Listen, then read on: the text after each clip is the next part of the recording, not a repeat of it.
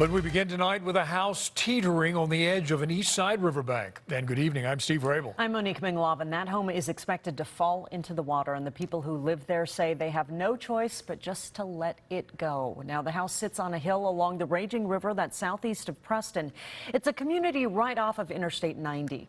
KIRO 7's Allison Grandy is live at that home right now to show us the damage. Allison.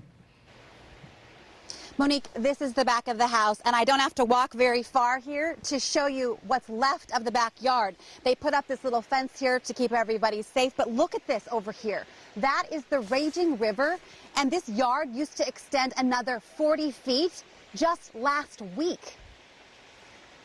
Nature's fighting us on this one, and we're not going to win. Dean and Brenda Ralph's house is yellow tagged. Steep slope collapsed within 18 feet of house. They moved out on Tuesday before it collapses into the raging river. I mean, when I felt the vibrations, I'm like, oh my God, we're going in. The groundwater is taking away chunks of the earth underneath. When you look at it, it's like somebody took a giant ice cream scoop to the slope and just scooped it out.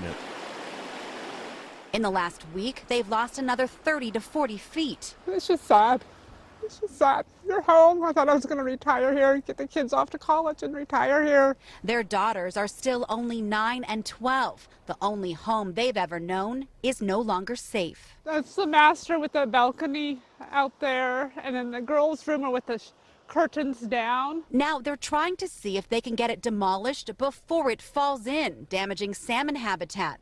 But it's complicated. They still have a mortgage on the house. Insurance doesn't cover damage like this, subsidence of soil.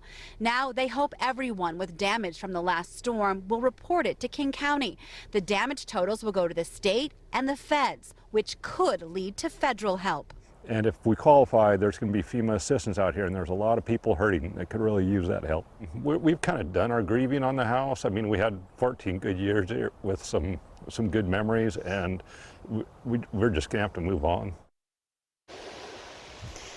And they sure did fight. For years, they tried to stop the erosion here. In fact, as recently as January, they brought in all of these huge logs and rocks to try to shore up the side, but even that wasn't enough. Brenda told me the hardest part with all of this is that she wasn't given a choice. Nature made it for her. Live near Preston, Allison Grandy, KIRO 7 News.